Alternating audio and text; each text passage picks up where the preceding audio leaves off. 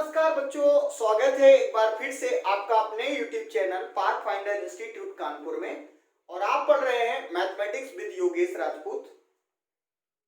देखिए, इसके पहले वाली क्लास में हम लोगों ने मैट्रिक्स के बारे में जाना था, यानी सारी की सारी मैट्रिसेस हम लोगों ने समाप्त कर ली थी, सारी मैट्रिक्स क्लियर कर ली थी। और आज की इस क्लास से हम लोग स्टार्ट कर रहे हैं बहुत ही बेहतरीन टॉपिक, जहां से हर साल क्वेश्चंस में एक क्वेश्चन आपके एग्जाम में जरूर आता है। तो आइए शुरू करते हैं आज की क्लास। पर क्लास शुरू करने से पहले एक बार प्रेम से बोलेंगे गणित माता की जय। तो आगे का टॉपिक आप लोग डाल लेंगे, rank of the matrix. Clear? अब देखिए, रैंक ऑफ द मैट्रिक्स क्या है, इसके विषय में जानना। सबसे पहली बात है कि हमने आपको इसके पहले वाले वीडियो में सारी बातें क्लियर कर दी थी कि कोई मैट्रिक्स स्क्वायर कब होती है और नॉन स्क्वायर कब होती है, यानी वर्ग आव्यूह क्या होता है और नॉन स्क्वायर यानी जो वर्ग आव्यूह नहीं है वो क्या होता है। सारी बातें आप जानते हो। आपने ये भी कहा था कि मैट्रिक्स क्या होती है, ये भी आप जानते हो। फिर हमने उसी मैट्रिक्स में सब मैट्रिक्स पढ़ाया था और ये कहा था कि अगर किसी मैट्रिक्स से कुछ रो या कुछ कॉलम डिलीट कर दिए जाए तो बनने वाली मैट्रिक्स सब मैट्रिक्स कहलाती है। फिर मैंने ये भी कहा था स्क्वायर सब मैट्रिक्स क्या होती है। उसमें मैंने आपको समझाया था कि अगर कोई स्क्वायर मैट्रिक्स दी गई है और उस स्क्वायर मैट्रिक्स से जितने रो और जितने कॉलम, जितने रो हटा रहे हो, अगर उतने ही आप कॉलम हटाते हो तो जो मैट्रिक्स आपकी बनती है वो सब मैट्रिक्स तो होती है, लेकिन स्क्वायर सब मैट्रिक्स होती है। क्लियर? इसके अलावा आपने पहली वाली क्लासेस में माइनर भी पढ़ा था और कोफैक्टर भी पढ़ा था। उम्मीद करता हूं ये सारी बातें आपको याद होंगी। अगर नहीं याद है तो एक बार पुनः आप अपने वीडियो को देखो, आपको पता चल जाएगा। मैंने सारी क्लासेस डाल रखी है और वो आपको बेहतरीन तरीके से आपने पढ़ा भी है। इसलिए मैंने कहा कि भाई अब रैंक ऑफ मैट्रिक्स पढ़ना है तो इसके लिए आपको पता क्या होना चाहिए कि सबसे पहले आपको सब मैट्रिक्स पता होना चाहिए। और सब मैट्रिक्स क्या है वो मैं बता चुका हूं कि अगर किसी मैट्रिक्स से क्या किया जाए, कुछ रो या कुछ कॉलम डिलीट कर दिए जाए, हटा दिए जाए, तो जो मैट्रिक्स बनेगी वो क्या कहलाएगी, सब मैट्रिक्स कहलाएगी। क्लियर? हमने स्क्वायर सब मैट्रिक्स की बात करी थी कि अगर कोई matrix n cross n order की है और स्क्वायर सब मैट्रिक्स अगर आपको निकालना है, स्क्वायर सब मैट्रिक्स की बात करनी है, तो मैंने आपसे कहा कि n क्रॉस n वाली मैट्रिक्स में यानी स्क्वायर मैट्रिक्स में जितने रो आप हटा रहे हो अगर उतने ही क्या करते हो, कॉलम हटाते हो, तो जो बची मैट्रिक्स होती है वो भी क्या बनती है, स्क्वायर बनती है, लेकिन वो सब मैट्रिक्स होती है, इसलिए उसे क्या कहा जाता है, स्क्वायर सब मैट्रिक्स। ये सारी बातें आप लोग जान चुके हो। क्लियर? आपने माइनर और कोफैक्टर भी पढ़ा था। क्लियर? तो मैंने कहा ये मैं आपको रिवाइज करा देता हूं ताकि आपको पता चल जाए, क्योंकि रैंक ऑफ द मैट्रिक्स में इसकी जरूरत पड़ने वाली है। क्लियर? अब मैंने कहा कि भाई हमारा टॉपिक है रैंक ऑफ द मैट्रिक्स, ये है क्या। तो एक बात ध्यान रखो, अगर कोई मैट्रिक्स ए दी गई है जिसका ऑर्डर क्या है m cross n, rank of the matrix का मतलब है मैट्रिक्स का वो ऑर्डर जिस ऑर्डर पे मैट्रिक्स का डिटरमिनेंट 0 नहीं हो। मैंने क्या कहा? मैंने आपसे कहा कि मैट्रिक्स का वो ऑर्डर जिस ऑर्डर पे उस मैट्रिक्स का डिटरमिनेंट क्या ना हो, 0 ना हो, तो वो ऑर्डर उस मैट्रिक्स का क्या कहलाएगा, रैंक कहलाएगा, यानी रैंक ऑफ द मैट्रिक्स कहलाएगा। मैंने आपसे क्या कहा कि अगर कोई मैट्रिक्स ए दी गई है और इसका ऑर्डर m क्रॉस n है, तो हमने आपसे कहा कि इस मैट्रिक्स में आप सब मैट्रिसेस बनाइए और जिस सब मैट्रिक्स पे इस मैट्रिक्स का डिटरमिनेंट 0 नहीं आएगा वही उसका क्या होगा, आप बोल देंगे रैंक होगी। क्लियर? कैसे? मैंने कहा इसका सबसे पहले डेफिनेशन लिख लेते हैं कि रैंक ऑफ द मैट्रिक्स होती क्या है। तो मैंने कहा the order of the matrix, order of the matrix on which the determinant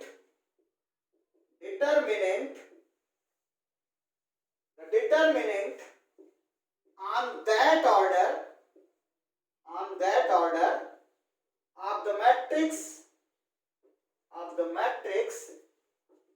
is not equal to 0। Clear? एक बार देख लो ये मीनिंग क्या है। इन्होंने कहा कि the order of the matrix on which the determinant on that order, matrix का वो ऑर्डर जिस ऑर्डर पे उसका डिटरमिनेंट 0 के बराबर ना हो, क्या कहलाता है? Is called rank of the matrix, is called rank of the matrix. Clear? Okay, समझ गए ना? यानी अगर कोई मैट्रिक्स दी गई है और उस मैट्रिक्स, मैं मानता हूं ऐसे करके, मैंने कहा भाई अगर कोई मैट्रिक्स ए 3x3 ऑर्डर की है, क्लियर? अब इस 3x3 ऑर्डर पे आपने इसका डिटरमिनेंट निकाला और बोले इसका मान 0 नहीं आया, इसका मतलब इसका रैंक बेटा कितना होने वाला है? 3 होने वाला है। यही बात आप कह रहे हो कि अगर कोई मैट्रिक्स दी गई, उसका वो ऑर्डर निकालना जिस ऑर्डर पे उस मैट्रिक्स का डिटरमिनेंट 0 के बराबर ना हो, उसे ही क्या कहा जाता है? रैंक ऑफ द मैट्रिक्स कहा जाता है। क्लियर? उम्मीद करता हूं ये बात आप समझ गए होंगे। क्लियर? नहीं समझ में आई है तो एक आध बार इस सेंटेंस को पढ़ो, क्लियर हो जाएगा, और जब हम एग्जाम्पल करेंगे तो और क्लियर हो जाएगा। क्लियर? अब मैंने कहा भैया इसको मैं मिटा देता हूं। आपने डिफाइन कर दिया कि जो रैंक है वो क्या है, और बात हम लोग रैंक के विषय में लिखते हैं कि जो रैंक होती है इसे डिनोट कैसे करते हैं, ये भी लिख देते हैं। It is denoted by small R rank of A. या तो इसे स्मॉल आर से अथवा रो ए से डिनोट किया जाता है। क्लियर? ओके, आप देखिए, या कई बार हम सिर्फ ऐसे लिख देते हैं कि रैंक ए, ये भी आपका नोटेशन है। हर एक का मीनिंग यही है कि आपको उस मैट्रिक्स की रैंक निकालनी है। और मैं डिफाइन करता हूं, मैंने कह दिया कि अगर कोई मैट्रिक्स, लेट ए मैट्रिक्स, ये जो आपके पास मैट्रिक्स है ये m क्रॉस n ऑर्डर की है, let A be the matrix of order m cross n। ये जो मैट्रिक्स है A, ये हमारी मैट्रिक्स कितने ऑर्डर की है? m क्रॉस n ऑर्डर की है। क्लियर? तो इसका जो रैंक आएगा आप लिख देंगे रैंक ऑफ ए, ऐसे करके रैंक ऑफ ए, ये किसके इक्वल होगा? ये less than or equal to किसके होगा? Minimum of M comma N. Clear? यानी अगर कोई मैट्रिक्स आपके पास m क्रॉस n ऑर्डर की है तो उसका रैंक m और n में जो कम होगा उसके बराबर या उससे कम होगी, ये हमारे रैंक के विषय में कहा गया। अर्थात अगर हम एग्जांपल लें कि अगर कोई matrix A m cross n अर्थात 2 क्रॉस 3 ऑर्डर की मैं मैट्रिक्स ले लेता हूं और इसकी रैंक निकालनी है, तो इसकी रैंक क्या आएगी? इनमें देखो मिनिमम कौन है? बोले 2 है, तो या तो रैंक 2 आएगी या 2 से कम आएगी। क्लियर? ये डिपेंड करेगा कि 2 ऑर्डर पे उसका डिटरमिनेंट 0 आता है या नहीं।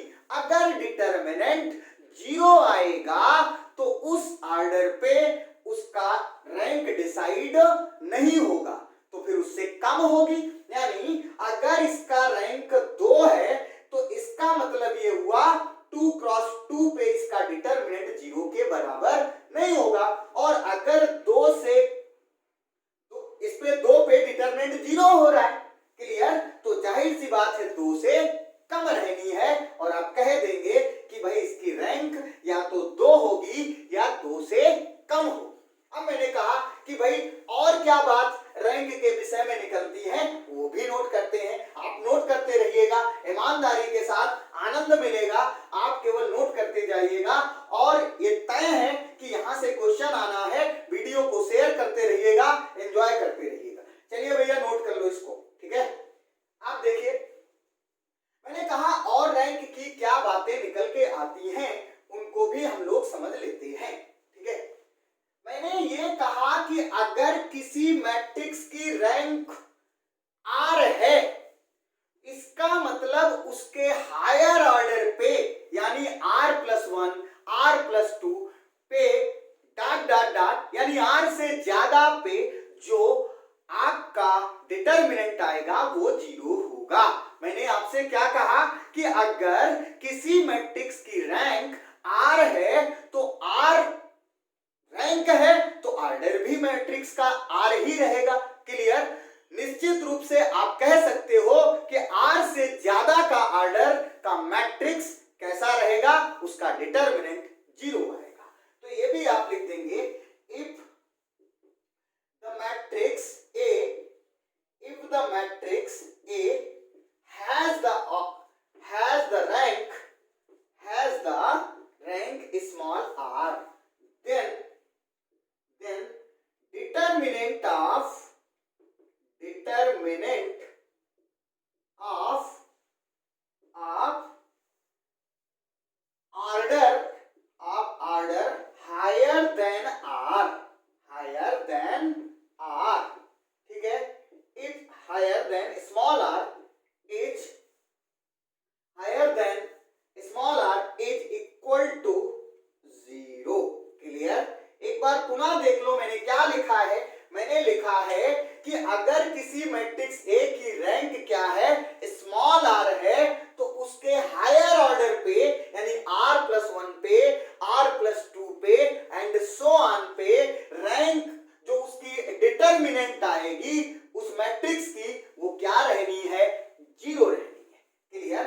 इसके बाद एक बात और लिख लेते हैं, लास्ट बात, कि किसी 0 मैट्रिक्स की रैंक क्या रहती है, 0 रहती है। ये भी लिख देंगे, the rank of 0 matrix is 0, clear, okay. उम्मीद करता हूं ये बात आप समझ पाए होंगे कि हमारे पास रैंक ऑफ द मैट्रिक्स क्या होती है। मोटी मोटी बात अगर मैं कहूं तो सिर्फ एक बात कह सकता हूं कि जिस ऑर्डर पे मैट्रिक्स का डिटरमिनेंट 0 नहीं होगा वही ऑर्डर उस मैट्रिक्स का क्या कहलाएगा, रैंक ऑफ द मैट्रिक्स कहलाएगा, क्लियर। चलिए, तो मैंने कहा भाई इसको आपने नोट कर लिया होगा। जब ये बात आप समझ जाते हो तो नेक्स्ट आता है कि how can we find the rank of the matrix. किसी मैट्रिक्स के रैंक को निकालने के लिए कितने मेथड हैं, क्लियर। तो मैंने आपसे कहा आगे की हेडिंग आप लोग डाल लो कि method for finding the rank of the matrix, clear. तो आगे आप लिख लेंगे method for finding the rank of the matrix। किसी मैट्रिक्स के रैंक को निकालने के कौन कौन से मेथड हैं इनके विषय में जानना, ठीक है। तो हम लोग ये जो मेथड है इसको हम लोग पढ़ेंगे इसके आगे वाली क्लास में।